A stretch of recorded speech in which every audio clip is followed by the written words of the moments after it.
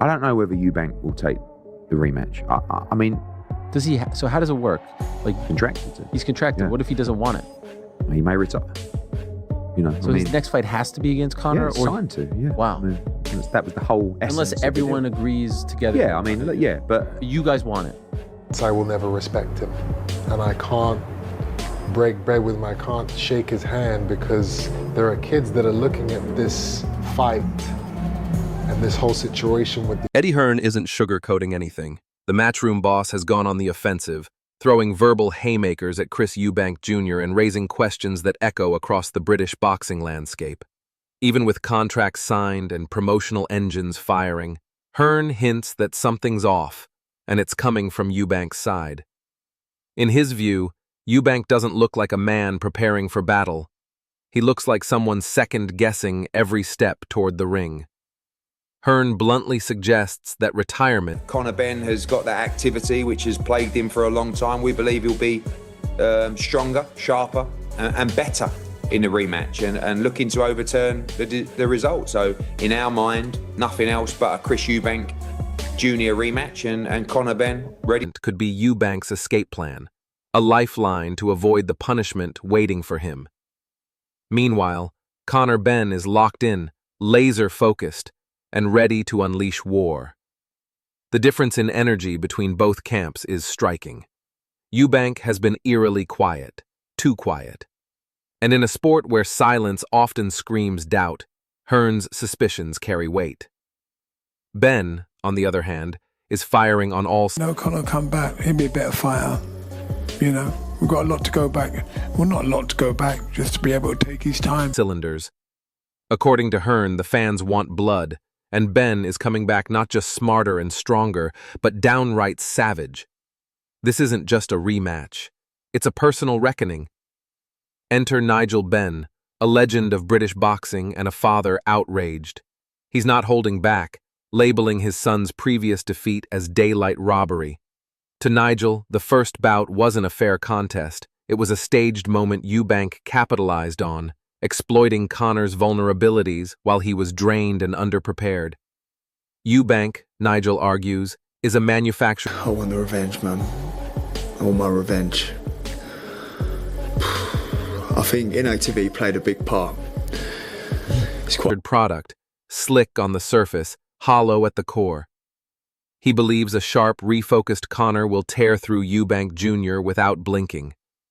For Nigel Benn, the rematch is justice overdue, and he's demanding it with unfiltered rage. And now the fuse is lit. Conor Benn himself is exploding with emotion. For him, this isn't about clearing up a scorecard. It's about redemption, revenge, and rewriting a humiliating chapter.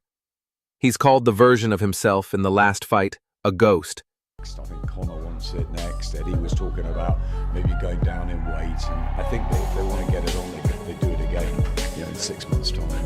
And broken down by ring rust and the psychological weight of a stormy buildup. That fighter is gone. What remains, according to insiders, is a refueled, reprogrammed beast. A Benn who's dangerously obsessed and prepared to fight like a man possessed. Those close to him say he's training with a venom that borders on maniacal. What Eubank saw the first time was a shadow.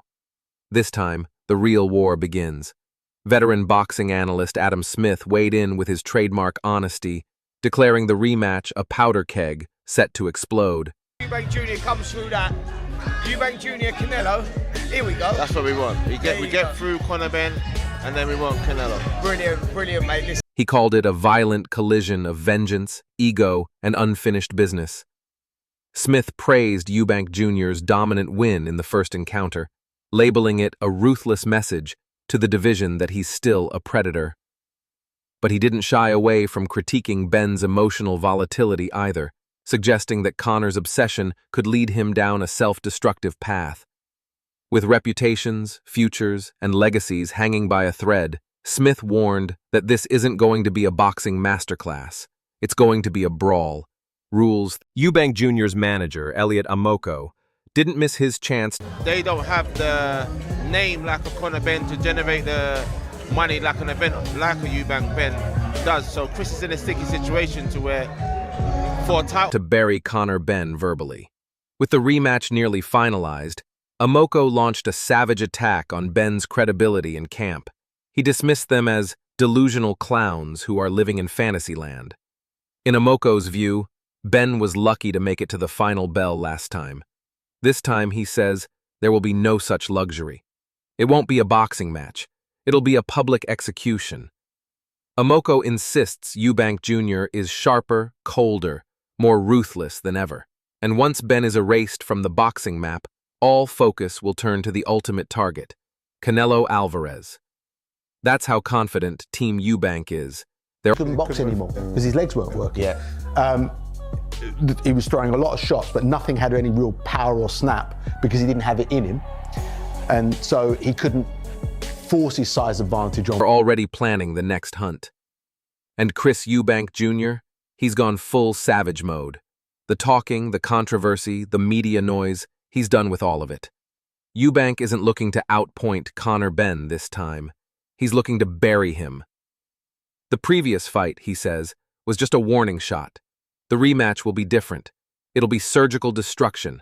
He plans to strip Benn's confidence layer by layer and silence every critic with vicious precision. No judges, no scorecards, no debate. Just punishment. He's still a baby in the sport. He's still got learning to do, and I think fighting Eubank Jr., who would mostly be out in the ring bigger than he would last time, I just can't. Eubank Jr.'s goal is simple: break Benn mentally, physically, and spiritually. Leave him crawling, not walking, out of the ring. When the smoke clears, only one name will be left standing. No mercy, no remorse, only destruction. Not everyone's buying that narrative, though. Respected trainer and boxing analyst Adam Booth launched a tactical breakdown of the first fight, insisting Eubank didn't win because of brute strength, but because of technical superiority. According to Booth, Benn wasn't outgunned. He was exposed. Booth said Conor faded early, lacked composure, and was mentally rattled from the start. A good fighter. I think if Chris has a fight with Conor, it ends up a good fight, but I think Conor's got even more of a chance next time around, because like I said, I think it's just 1 or 2 fights away from being done. Tough balance. Eubank, on the other hand, executed a high-level strategy: controlled pressure, elite spacing, and unshakable discipline. It wasn't power, it was precision. Boxing analyst Spencer Oliver agreed, calling the bout a technical dismantling. He argued Benn wasn't dominated, he was dissected. The gap in experience and composure, Oliver claims, was not only visible but humiliating. The talk of a rematch to him feels premature. Veteran trainer Joe Gallagher delivered one of the harshest verdicts yet, calling... But look, the rematch is going to be enormous, but I just think if they were the same size, it's a mismatch in my opinion. But like, look, they gave the two men, gave the fight fans one of the best fights ever, and I've got a lot of respect for Eubank and the Eubank name, but listen, I stand on it. I think Conor... Benn, a baby swimming with sharks. Gallagher says Benn's talk of redemption is nothing but a fantasy built on media hype. In his view, Eubank is too experienced, too hardened, too vicious. If Benn walks into the rematch believing he's ready, Gallagher warns, he won't just lose, he'll be destroyed physically and mentally. This won't be a comeback story, Gallagher said. It'll be a brutal demolition. But Liam Smith, former world champion and respected analyst, begs to differ. He admits Eubank got the win last time, but says the performance was far from dominant.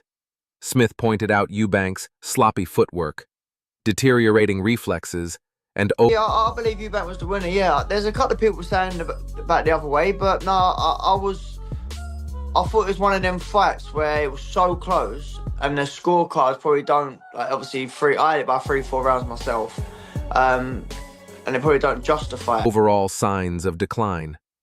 In contrast, he sees a recharged, disciplined Conor Benn as a genuine threat. Smith believes Benn, with the right training camp and mental focus, could exploit Eubank's vulnerabilities and carve open his fragile defense. This rematch, he insists, will expose who still has the fire, and who's just clinging to a fading name. Then came Sam Jones, the outspoken analyst who always brings the heat. He called the Eubank Benn rematch one of the most explosive fights in British boxing history, and boldly predicted that the outcome would flip. Jones slammed the previous scorecards, arguing they distorted what was. We'll decide whether we do the rematch or drop down to natural weight 147 and fight for the world title. Was a far closer bout. He says if both men were the same natural size, Eubank wouldn't stand a chance. With more experience and vengeance burning through him, Jones says Benn isn't leaving it to the judges this time. He'll finish the job inside the distance. Archie Sharp, a British contender and boxing analyst, wasn't having any of that. According to him, Eubank Jr. dominated the ring with surgical precision, and anyone calling it a close fight is ignoring reality. He said Eubank dictated pace, controlled distance, and landed the cleaner shots throughout.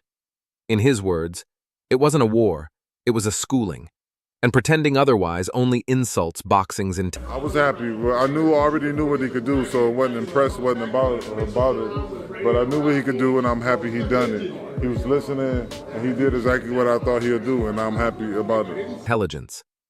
But the controversy won't go away. Trainer Tony Sims reignited the firestorm by claiming Conor Benn was flat-out robbed. Sims argued that Benn's aggression, tempo, and sharper bursts were ignored by judges who fell for Eubank's occasional flashy moments. He believes the rematch will be different, a brutal awakening for Eubank Jr. Sims says Benn is now smarter, sharper, and ready to flip the script. This time, Sims warned, Benn finishes the job with cold precision. Trainer and strategist Jonathan Banks was blunt in his assessment. He called Eubank Jr.'s last performance one of the cleanest executions of a game plan he's ever seen. Banks praised Eubank's icy composure, supreme ring IQ, and disciplined violence. While fans came for fireworks, Eubank delivered chess-level brutality. He destroyed Benn's rhythm, dismantled his confidence, and never let the chaos rattle him. In Banks's words, Eubank thrived in the madness, and Benn drowned in it. And that's where things stand. On one side, a sharpened, savage Chris Eubank Jr.